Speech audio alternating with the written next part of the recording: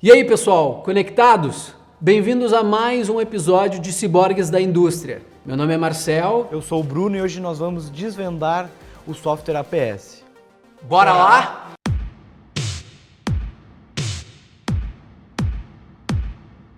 Então, pessoal, muitas pessoas nos questionam sobre o que é APS, o que é esse software, o que ele faz, né?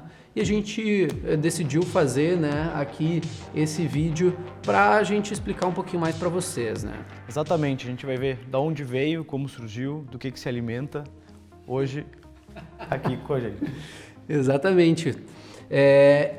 Importante, né? Antes da gente falar especificamente sobre a solução, a gente entender a origem, o contexto, né, em que tudo isso surgiu. Né? Inicialmente sobre sistemas aí de planejamento, de produção, né? E de suprimentos, né? A gente tem um conceito que surgiu lá na década de 60 do MRP, que vem de Material Replenishment Planning, e que fazia real cálculo, né, de necessidades em todos os níveis. Pega a demanda de acabado, explode, verifica o que já se tem em estoque, né, se adequa a políticas de compra e de produção e manda ressuprir essas necessidades. Né? Lá na década de 80 surgiu o conceito de MRP2, né, que daí ele já trazia outras áreas também envolvidas, questões financeiras, engenharia, né? E que já começa também a ter um olho sobre capacidade, né? Um pouquinho depois, já na década de 90, aí, surgem os softwares ERP, né? Que daí tem já vários módulos integrados, né? Esses softwares, né? Por mais que eles tenham essa visão integrada, né? Eles têm apenas uma visibilidade de capacidade, né? Principalmente esses últimos aí que nós falamos. Um MRP tradicional, ele não vai trabalhar com uma visão de capacidade finita, ele vai fazer todos os seus cálculos como se você tivesse a capacidade de produzir ou de comprar infinita, né? Mesmo que num mês o cliente peça uma peça e no outro mês peça 1 milhão, o seu prazo de entrega, né, e a sua ocupação, teoricamente, seria viável, né, de atender essa demanda. Mas a gente sabe que, na verdade, não é. Né? As capacidades de produção e também de compras dos fornecedores, elas são finitas. Né? Então, a gente precisa considerar isso no momento de definir o que tem que ser produzido e depois também decidir como que isso tem que ser produzido, né? Qual seria a melhor maneira para produzir, né?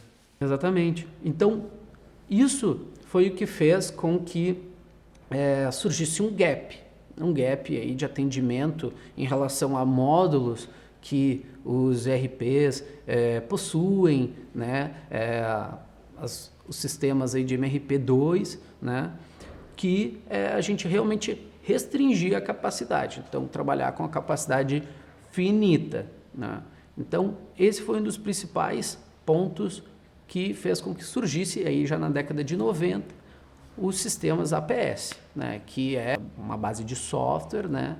Para definir uma programação fina de produção com base em capacidade finita, né, e com base em todas as restrições, né, dessa capacidade também. Exatamente. Né? Se a gente for falar de restrições, o que são restrições na manufatura, nas fábricas no geral? A gente tem restrições que vão desde máquinas, mas a gente também, em vários casos, tem alguns equipamentos, alguns dispositivos que vão nas máquinas que podem restringir a nossa produção.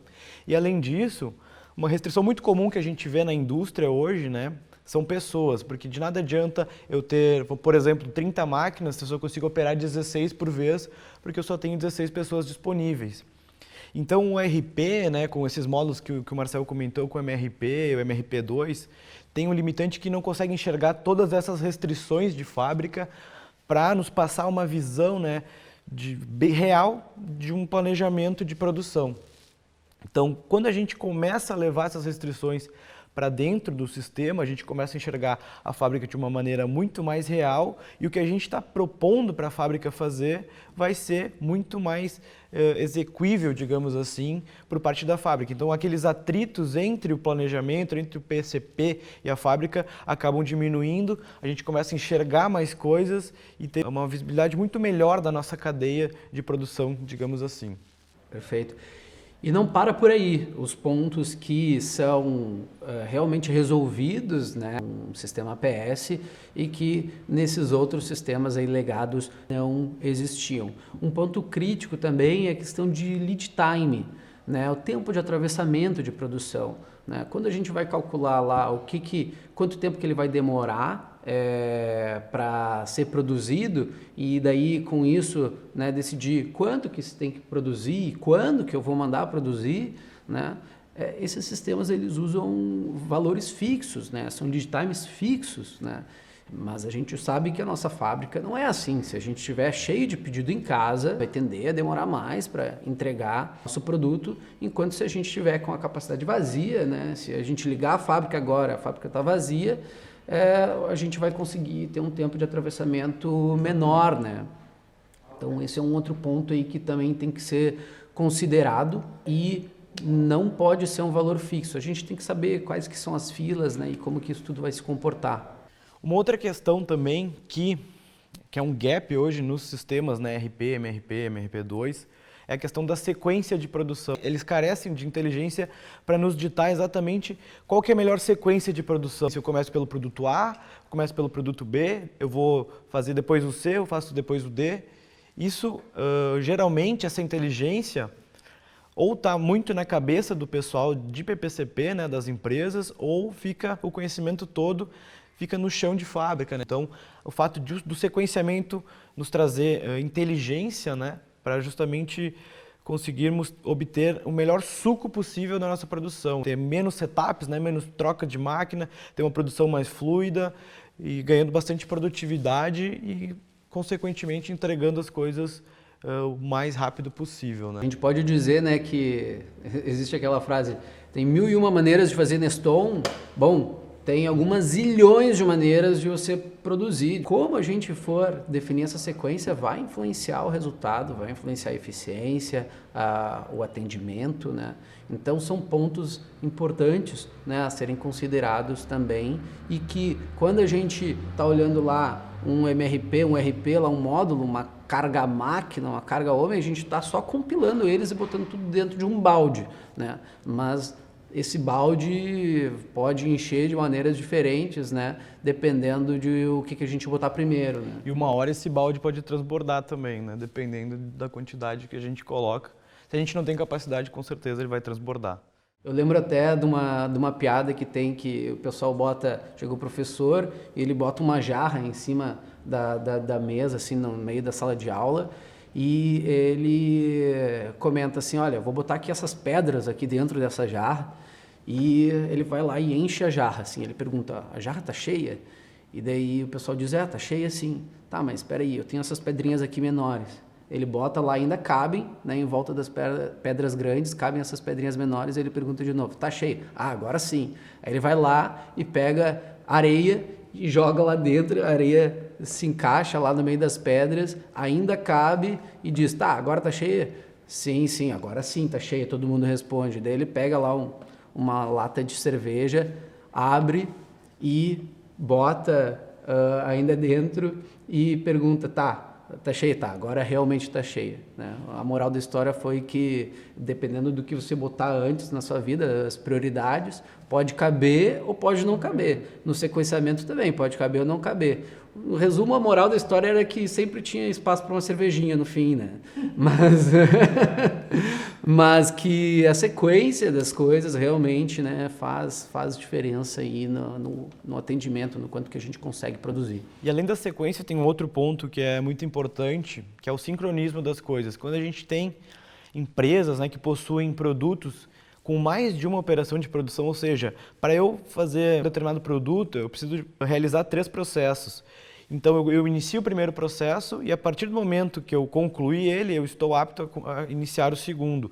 Essa questão de sincronismo, muitas vezes esses softwares ERPs, né, ou MRPs, eles carecem dessa informação de sincronismo. Para fechar esse ponto sobre os gaps, né, um último ponto interessante é a visão de que nesses sistemas a gente não considera a diferença que existe entre os tipos de tempo de processo, né, de cada processo produtivo. São tanto tempos por item, tempos por metro, tempos por quilo, né? Assim como nós temos também processos em batelada. E se a gente não estiver considerando como que a gente vai executar esse processo, se é, digamos, um forno, se a gente está ocupando 100% dele, parcialmente ele, né? Como é que ele também vai se sincronizar com o resto das operações, sendo que ele vai produzir um volume total, né, grande de uma vez só, né? Como que isso tudo se encaixa nesse sincronismo que o Bruno comentou. Então, são coisas que não são consideradas, né? Eu acho que não faltou razões pelas quais um MRP não satisfazem as necessidades aí da indústria. Mas agora, o que é o APS, né? Da onde que vem? O que é essa sigla? Conta aí, Bruno.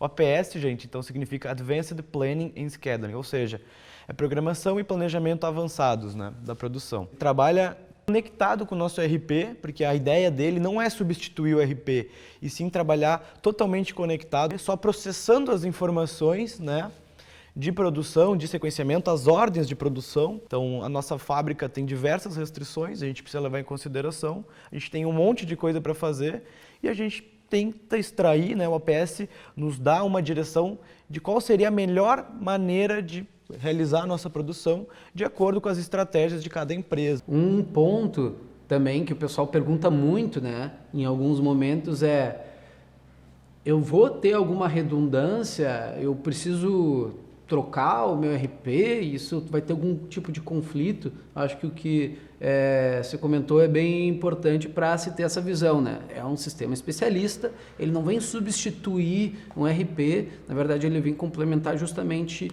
atendendo esses gaps que a gente comentou. E, Brunão, uma pergunta. O pessoal às vezes pergunta assim, olha, no meu RP eu tenho um módulo lá que faz um sequenciamento, que ele tira uma lista, né, de produção, dizendo assim, ó, faz esse primeiro, depois esse, depois esse. A gente poderia dizer que isso é um APS? Bom, essa pergunta é muito boa, mas a gente não pode reconhecer esse módulo, essa tela, como um APS. Porque o APS, o que ele nos traz? A gente consegue imputar informações que o RP não processa, digamos assim.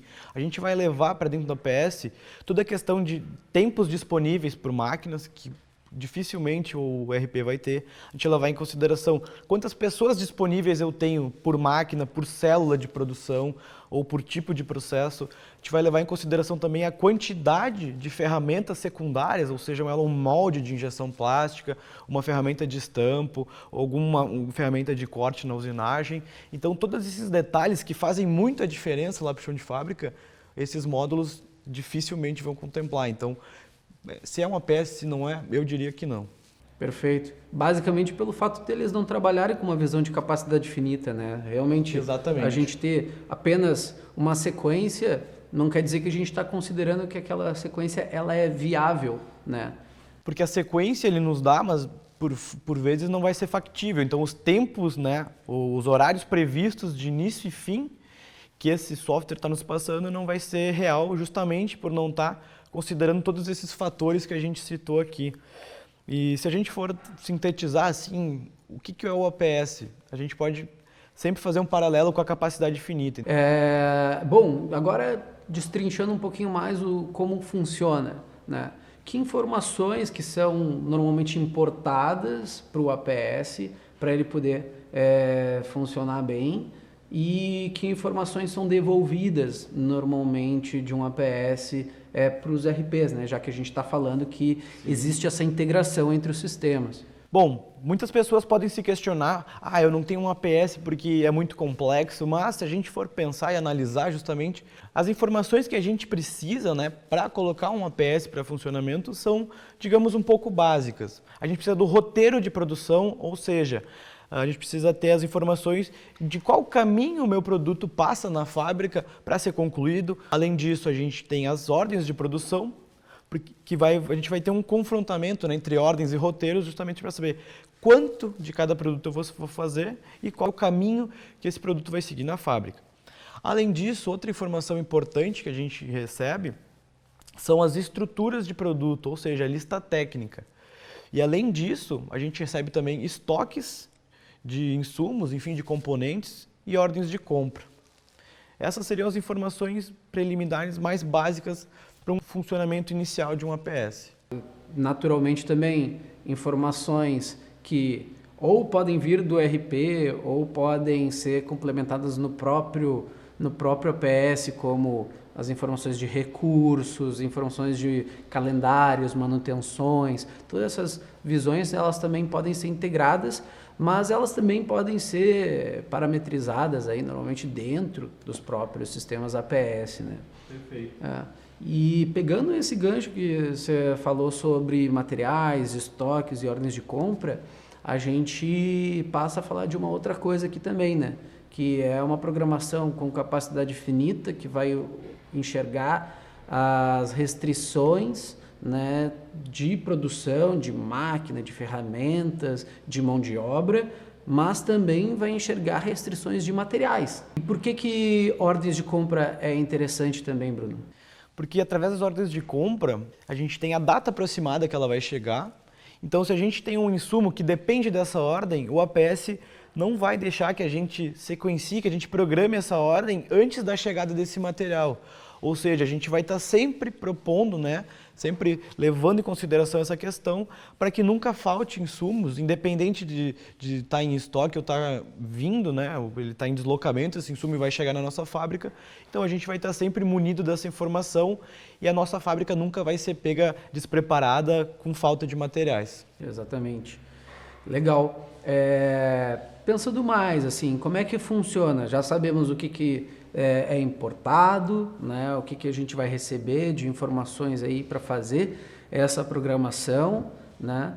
E o que é feito, então, com essa informação? É feita essa programação com sincronismo? Existem regras para serem utilizadas? Então, uma grande vantagem do APS é a capacidade que a gente tem de criar cenários com uma velocidade muito grande. Então, ele traz muitas possibilidades, é um grande aliado na tomada de decisão. Então, por exemplo, a gente pode fazer uma programação considerando apenas a data de entrega dos itens, ou seja, as ordens de produção com a data mais antiga vão ser sequenciadas antes e as com as datas mais recentes vão vindo depois nessa lógica, e a gente pode salvar um cenário sob essa visão.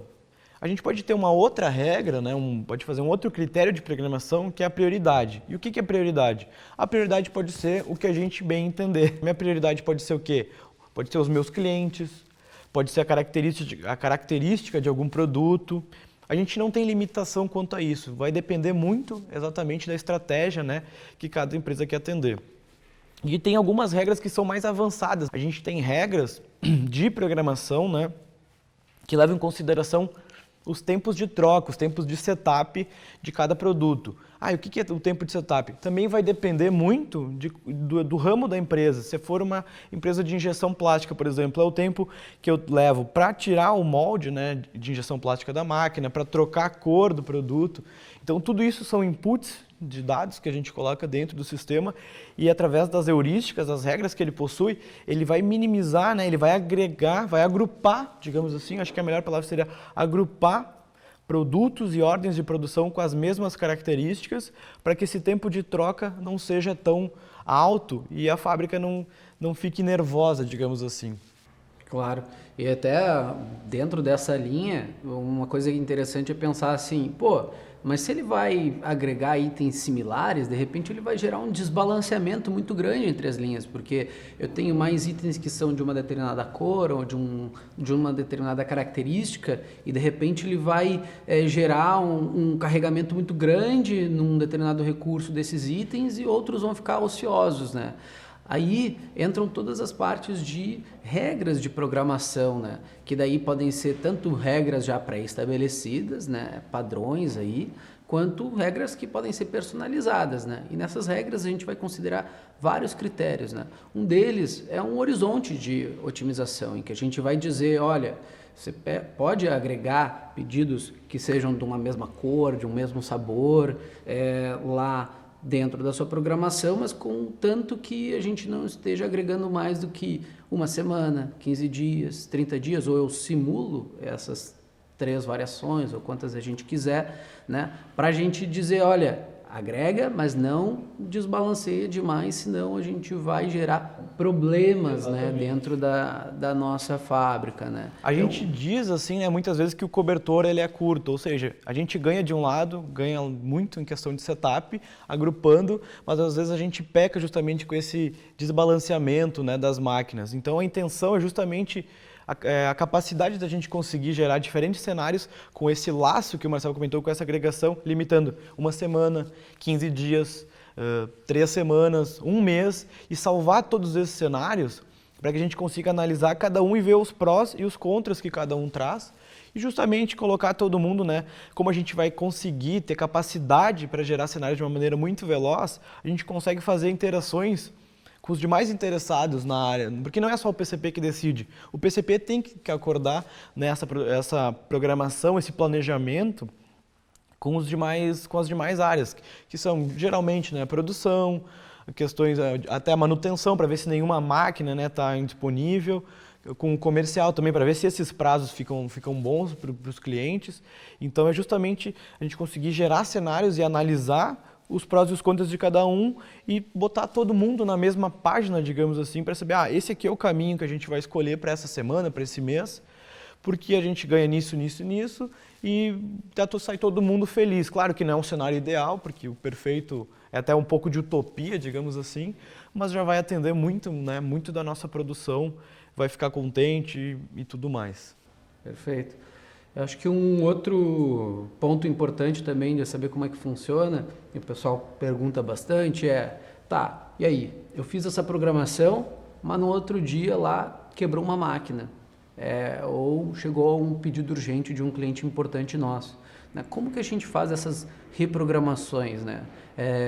Como que isso é retroalimentado? É possível fazer essas reprogramações? É possível fazer isso sem afetar uma programação que eu tenha feito inicialmente para pelo menos um horizonte curto? Então, a gente tem diversas maneiras de realizar. A gente pode, por exemplo, se uma máquina quebra, a gente pode ajustar essa programação, ou seja, empurrar as ordens que eu tinha programado, né, para essa máquina, para elas voltarem a serem efetuadas, serem produzidas, quando esse período de manutenção previsto terminar. Ou a gente pode simplesmente desprogramar todas essas ordens de produção, somente dessa máquina, o meu cenário vai estar intacto, eu só vou desprogramar a máquina que deu problema e vou gerar um novo cenário de programação. Então eu posso programar e ela vai ser encaixada nas máquinas que tiverem disponibilidade de acordo com as regras que a gente estipula, sejam a que a gente comentou antes, né? Seja a data de entrega, a questão de setup. Então vai ser muito rápida essa interação, em questão de minutos a gente já tem um novo cenário apto, a gente consegue trocar o pneu com o carro andando, digamos assim. E muitas vezes as situações que o pessoal nos pergunta se são contempladas, né, ou não, situação de pedidos paraquedas, né? Exatamente. O pessoal recebe pedidos paraquedas, a gente inclusive tem uma ilustração que mostra o caos na fábrica, que tem um paraquedas caindo no meio da fábrica, que é justamente, olha, tem esse pedido urgente aqui e como que eu vou atender esse pedido, né? Se eu precisar furar a fila com ele, que impacto que eu vou ter em outros pedidos ou em estoques, né? Para quem produz para estoque, né? Eu posso ter alguma ruptura de estoques com esse cenário, com essa reprogramação. É possível fazer isso também, Bruno? Sim, também é possível. A gente consegue criar ordens de uma maneira muito rápida, assim, uma ordem de consulta, e além disso a gente consegue sequenciar ela onde a gente achar que for melhor, né? A gente consegue fazer intervenções manuais também. O APS, ele faz uma sugestão, mas a gente pode fazer intervenções também para colocar o nosso pitaco ali, né, de produção. Então a gente pode encaixar essa ordem de consulta, digamos assim, dentro da nossa programação e pode comparar esse novo cenário com o que a gente tinha salvo anteriormente. Então a gente chega, eu vou encaixar essa ordem aqui, mas eu vou, em virtude disso, eu estou atrasando esses outros clientes aqui. A gente vai seguir esse caminho? Não vai? Tudo depende, vai depender da nossa estratégia. Acaba ajudando bastante no relacionamento entre as áreas de planejamento e as áreas comerciais também, né? Uma outra pergunta que se faz muito quando a gente fala sobre APS é se para um planejamento, né, de médio e longo prazo, né, que a gente tem que definir um plano mestre de produção, né, se o APS ele pode contemplar essa visão ou não, né? Acho que é importante deixar claro que sim, né, às vezes dependendo do sistema que você estiver falando, são sistemas, produtos distintos, mas o APS ele pode contemplar desde uma visão de plano mestre já olhando capacidade finita, né, assim como um trabalho de programação fina, né, de sequenciamento das ordens de produção, né? Então, lá num primeiro nível, planning, né? E num segundo nível, o scheduling, né? Essa parte de programação fina. E entre um e outro, né? Todas as explosões de necessidade, como tem tradicionalmente no MRP, elas podem ser feitas já olhando aquilo que vai ser programado nessa visão finita, né? Então, a gente começa a calcular e a definir o que tem que comprar e o que tem que produzir em outros níveis produtivos, olhando o que realmente vai ser efetivado ali à frente. Porque não adianta a gente olhar lá aquele MRP lá com lead times fixos e tá precisando, mas a gente não vai conseguir produzir aquele componente, aquele produto acabado que ele vai requisitar aquele insumo. Então, esse sincronismo acaba sendo muito importante e isso também pode fazer parte de um sistema APS, né? Aí de ponta a ponta. Perfeito, Marcelo. Mas e aí, Brunão? Depois de todos esses processos serem feitos, o que volta para o RP, né? Qual que é o output final aí do sistema APS? Então, o sistema APS ele pode retornar as informações tanto da programação, ou seja, tanto a fila das máquinas, né, dizendo exatamente qual ordem de produção eu vou fazer e qual é o horário de início e fim, né, previsto, bem como a gente também pode exportar informações referentes à questão de materiais, com requisições de compra, porque por vezes o RP não gera, a gente consegue gerar essas requisições para serem efetivadas dentro do sistema de cada empresa, já levando em consideração algumas questões como lead time, dependendo de cada fornecedor, algumas coisas mais específicas. São possibilidades, tá, pessoal? Não tem uma regra, não tem certo e errado nisso, vai depender muito do escopo do projeto e da necessidade de cada cliente. Agora que a gente teve uma breve introdução, né, sobre como funciona, uma coisa que muitos se perguntam é para mim? Primeiramente, seja uma empresa que produz contra estoque, produz contra pedido, assembly to order, né, a montagem contra pedido, ou uma engineering to order, faz projeto mesmo dos produtos aí contra pedido, todos esses cenários eles se encaixam bem dentro de uma visão de APS, porque a gente sempre vai ter, né, a necessidade de fazer essa programação, de planejar, né, a nossa produção. O que é vital em termos de criticidade, né? O quanto que vai ser mais crítico eu tenho mais de um processo, eu tenho, digamos, um layout funcional, em que eu tenho um setor de estamparia, um setor de usinagem, um setor de montagem, né? Os setores aí na alimentícia, misturas, né? Em outras indústrias, eu tenho essa separação clara, setorial, né? Se eu tenho isso e eu tenho mais de uma operação, eu já tenho sequências, eu já tenho que sincronizar essas sequências, eu já tenho que pensar qual é a melhor ordem, o como que eu faço isso, né? Então, acaba sendo muito crítico, né?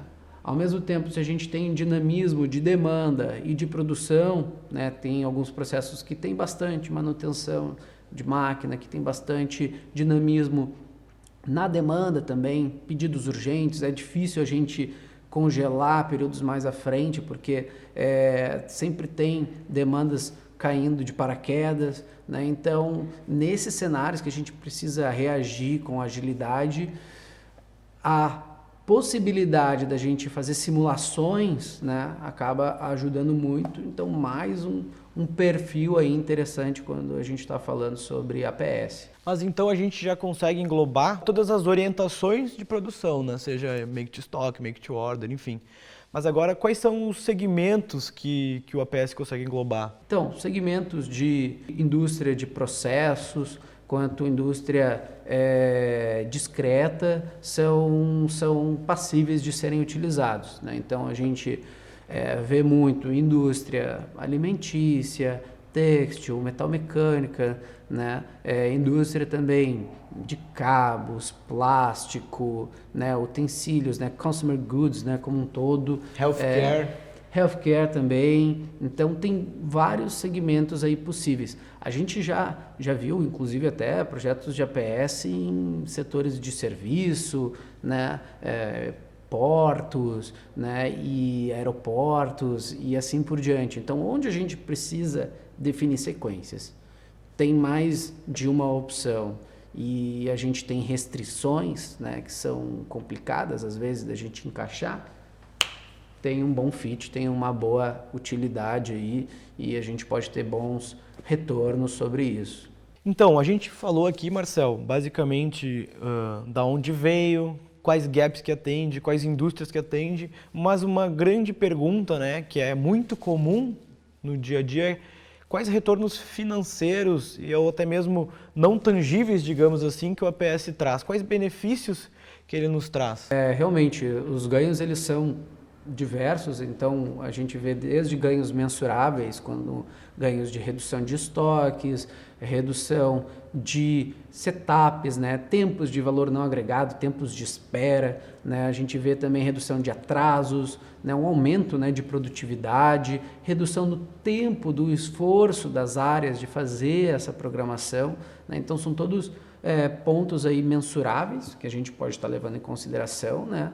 Mas também tem pontos imensuráveis que de repente até são os mais expressivos quando a gente olha para a empresa como um todo, né? Que é a redução do estresse entre as áreas, né? Aquela quebra de braço que às vezes ocorre entre as áreas é reduzida bastante, maior estabilidade nos processos, né? E isso acaba retroalimentando, né, o próprio processo e fazendo com que a gente vai tendo mais ganhos ali também quantificáveis, né? Bom, gente, então esse vídeo era justamente para trazer um overview, né, uma ideia sobre o que é APS. Espero que vocês tenham gostado e a partir de agora os próximos vídeos vão detalhando mais cada ponto que a gente citou aqui nesse breve overview. Então é isso aí, muito obrigado, pessoal. Deixem um like no vídeo, se inscrevam no canal, ativem o sininho para estar de olho aí nas novidades que a gente vai estar trazendo e compartilhem o vídeo. Se quiserem, deixem comentários, tem perguntas sobre, né, o que é APS, tem aquela dúvida sobre aquele caso de uso, né, ele vai resolver aquela situação, aquele problema que eu tenho dentro da minha indústria. Deixe os comentários que a gente responde e também se você tiver sugestões aí de temas para os nossos próximos episódios também, por favor, dê as suas sugestões que a gente vai com certeza levar em consideração para trazer mais conteúdo para vocês. Beleza? Valeu! Até a próxima!